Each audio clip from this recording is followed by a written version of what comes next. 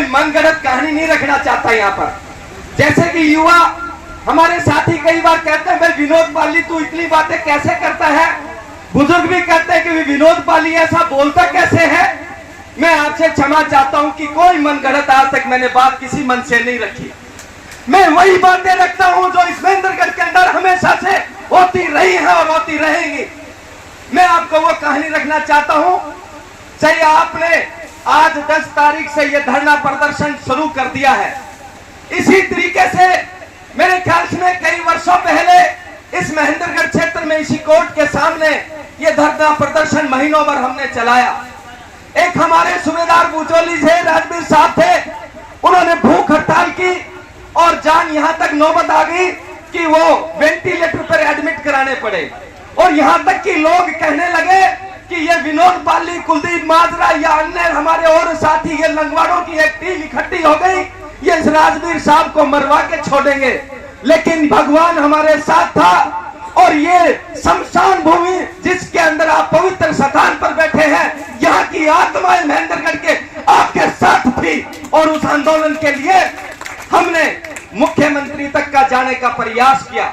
लेकिन यहाँ की दुष्ट आत्माएं जो मुख्य तौर से हमारे से, हम तो सिंपल कुर्ता पजामा पहनने वाले आपके बच्चे हैं, लेकिन जो खादी महंगी महंगी पहनकर और अच्छे अच्छे लाभ और लिबास में आने वाले लोग, उनसे मैं कहना चाहता हूं कि उन्होंने आपके धरने को तोड़ने का कार्य किया और झूठा प्रशासन के साथ में आश्वासन कराकर उस धरने को खंडित कराने का काम किया। ऐसी कहानियां यहाँ पर आपको सुनने को मिलती है। हम कोरियावास में, पाली में, वहां पर जमाबंदी मांगी गई कि मेडिकल कॉलेज बनाया जाएगा। नौटंकी हुई, सरकार से वादे या इरादे दिखाए गए आपको ठगने और बताने के लिए, मनगढ़ंत कहानियां बताकर मेडिकल कॉलेज का यहाँ पर आश्वासन दिया गया। लेकिन जब हमारी टीम टोली यहाँ पर अजय सिंगड़िया, फिर से वही टीम, हम लोग जब कोरियावास में मेडिकल कॉलेज को मांगने के लिए गए, हमारी बातें रखने से पहले गेट पर हमारे को वहां पर रुकवा दिया गया। और रुकवा ही नहीं गया, बल्कि कोरियावास और नारनौल के हमारे बुजुर्गों को यह बरगला दिया गया कि महेंद्रगढ़ से जो लोग आए हैं वो मेडिकल कोरियावास को छीनने के लिए आए हैं। और वहां की जनता को हमारे पर चिपटा दिया गया, हमारे पर जूत पुजारी करवाने का षड्यंत्र रच दिया गया। ऐसी कहानियां आपके महेंद्रगढ़ के लोगों के साथ होती है।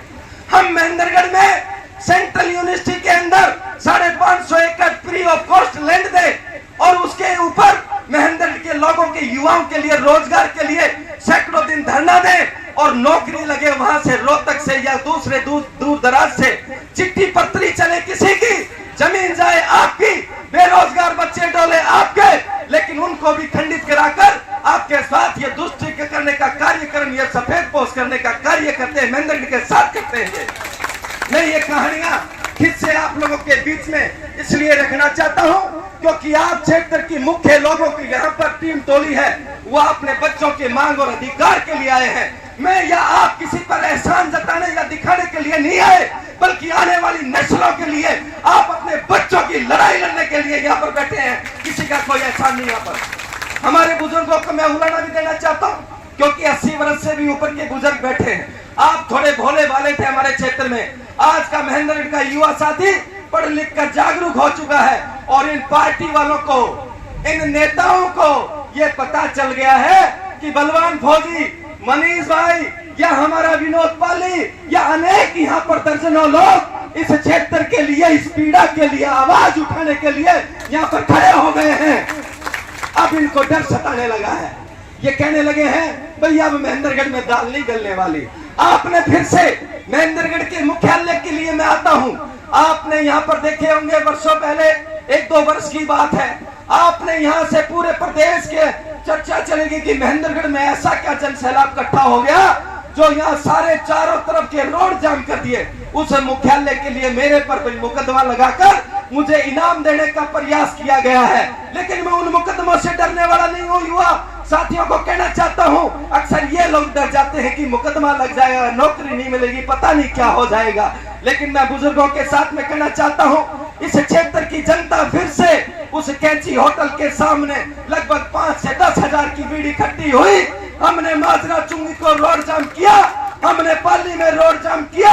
आपके चारों तरफ ये मैसेज चंडीगढ़ महेंद्रगढ़ से लेकर चला गया, लेकिन उन्हीं दुष्टों ने आपके उस जन आंदोलन को फिर से विफल करने का कार्य किया। ये किस्से कहानियां नहीं, ये हकीकत आपके बीच में बयान करना चाहता हूं।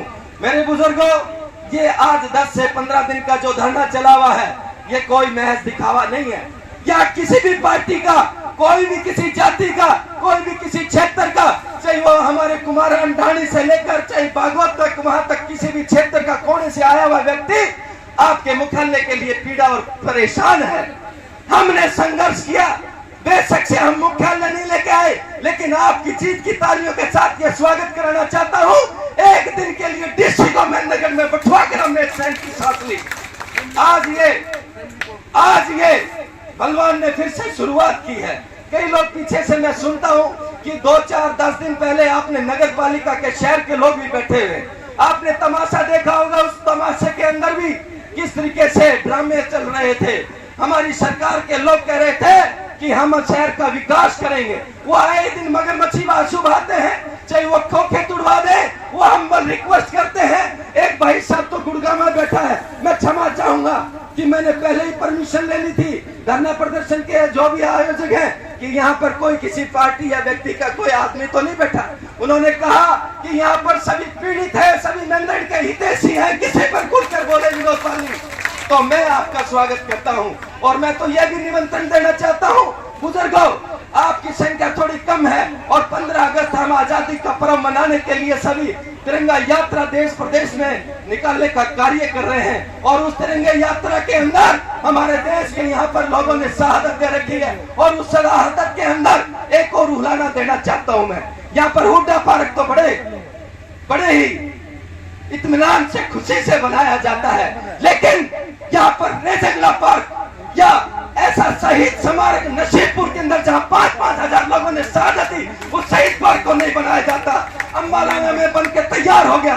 कल हमने तिरंगा यात्रा के माध्यम से एक मैसेज दिया है कि हमें यहाँ पर रेजंगला पार्क और शहीदी पार्क बनवाने का यहाँ पर कष्ट किया जाए। तो उन्हीं सब बातों के बीच में आप महेंद्रगढ़ की क्या क्या कहानियां सुनेंगे, क्या क्या पीड़ा सुनेंगे, या हर चीज से यहाँ पर अगर 148 की चर्चा कर लें, मेरे पास उस पर भी लगभग 2-3 मुकदमे दर्ज हैं। ये 148 का रोड तो बन गया, हमारे पर मुकदमे भी लग गए। नारियल फोड़ने वाले जल्दी से जल्द पैदा हो जाते हैं। और आज तो मैं कहता हूँ आपकी संख्या और आपके आंदोलन से इंद्रदेव भी खुश हो गया है, महेंद्रगढ़ में धड़ाधड़ बख्शने का काम कर रहे हैं। बलवान फौजी भाई, मैं आपसे कहना चाहता हूं, बेशक से मैं आपसे उम्र में बड़ा हूं और ये बुजुर्ग सरदारी बैठी है, इस प्रदेश के अंदर सरकार के अंदर सीआईडी भाइयों के माध्यम से ये बताने का कार्य कर रहे हैं कि बलवान फौजी को अकेला ना समझा जाए, हम सब साथ हैं।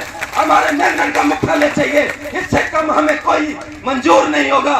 मैं आप लोगों के बीच में बहुत सी कहानियां रखना चाहता था, लेकिन आज विषय केवल हमारा मुख्यालय का है। हमारे बुजुर्ग सरदारों को बड़े मुस्कुरा के सुन रहे हैं, क्योंकि आप लोग अक्सर आपके क्षेत्र के युवाओं पर भरोसा कम करते हैं। इधर उधर के टाई सूट बेल्ट वाले या खादी भंडार से बढ़िया महंगी खादी पहनकर या महंगी गाड़ियां लेकर आपको उल्लू बनाने के लिए जो लोग आते हैं उन पे तो भरोसा कर लेते हैं, लेकिन जिस तरीके से यहाँ पर युवा शक्ति आपके लिए लड़ाई लड़ती है उस पर भरोसा नहीं करते। मैं आपसे निवेदन करना चाहता हूँ कि अब आने वाला समय महेंद्रगढ़ के युवाओं का और आपके बच्चों का होगा। यह सबसे पहले परिवर्तन भी करेंगे हम। समय की नजाकत को देखते हुए मैं ज्यादा बात नहीं रख सकता, क्योंकि अगर जैसे जैसे ज्यादा बोलूंगा एग्रेसिव होगा और मेरे बलवान भाई वो फौजी जैसे कहते हैं ना कि भाई भड़ास निकालेगा, सीमाओं की हो या देश की हो, कहीं की बातें हो, तो मेरे अंदर भी वो भावना उत्पन्न पैदा हो जाएंगे।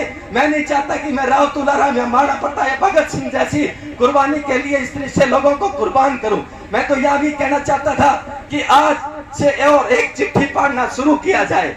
अगर ये चिट्ठी इस धरने से जाएगी, हर गांव के अंदर जाएगी, तो एक मैसेज जाएगा कि धरना सचमुच यहाँ के लोगों के आने वाले बच्चों के लिए, हित के लिए होगा। तो वो चिट्ठी भी पढ़ने का काम कर दे ये धरना की टीम। ये बुजुर्ग जो बैठे हैं वो जिम्मेवारी लें कि ये कोई मनगढ़ंत या नौटंकी नहीं चल रही यहाँ पर। कई लोग तो कहते हैं इस धरने से विधायक बनेगा, एमएलए बनेगा। अरे भाई, मैं कहता हूँ अगर हमारे भाइयों में से यहाँ का कोई एमएलए बन जाएगा, आपका शुभ चिंतक भी बन जाएगा, तो इसमें क्या गलत है? एक बार ताली बजा के कहें, उनका स्वागत करें, ताकि यहाँ का भविष्य आपके बच्चों को संभालने वाले आपके बच्चे हों। तो मैं बहुत कुछ कह गया, मैं बुजुर्गों से ये भी माफी मांगता हूँ कि जोश और आवेश में अगर विनोद पाली आपका बच्चा कुछ कह गया हो तो उस पे मन पे ना ले, क्योंकि मैंने वही बातें रखी हैं जो अक्सर आप हुक्के पर, बैठक में, गांव की गलियों में, या हम जो आजू बाजू कहीं भी बैठते हैं वही किस्सा करते हैं। मैं भी वही आपके माध्यम से कह रहा था। मीडिया के भाई बैठे हैं, मीडिया यहाँ का बार बार आपको जताने का बात करता है, उनका भी मैं आभार प्रकट करता हूँ। इन्हीं सब बातों के साथ मैं आपका पुनः फिर से धन्यवाद करते हुए भारत माता की, भारत माता की, वंदे वंदे। हमें क्या चाहिए, हमें क्या चाहिए, हमें क्या चाहिए? जय महेंद्रगढ़, विजय महेंद्रगढ़, जय महेंद्रगढ़, जय महेंद्रगढ़। बहुत बहुत धन्यवाद आप सभी का।